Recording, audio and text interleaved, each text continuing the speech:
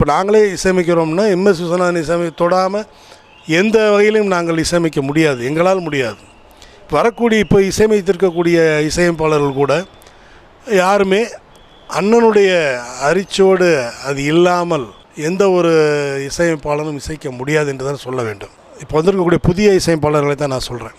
அவர் ஜாம்பவான் இன்னும் அவர் மறைந்து விட்டாலும் நான் இப்போவும் நாங்கள் எங்களுடைய மேடை மெல்லிசை கலைஞர் சங்கம் தமிழ்நாடு ஃபுல்லாகவே அவருடைய நினைவு நாளில் அவருடைய பாடல்களை பாடி மக்களை சந்தோஷப்படுத்தி இப்படி ஒரு நபர் இசையமைத்திருக்கிறார் என்ற ஒரு பின்வரும் காலங்களில் வரக்கூடிய இசை கலைஞர்களுக்கும் சரி ரசிக பெருமக்களுக்கும் சரி அறிய வேண்டும் என்பதற்காகவே நாங்கள் அவருடைய பாடல்களை ஒவ்வொன்றாக எடுத்து தொகுத்து 3 மணி நேர நிகழ்ச்சியாக நாங்கள் கொடுத்து கொண்டிருக்கிறோம். மிகவும் அருமையான நிகழ்வு.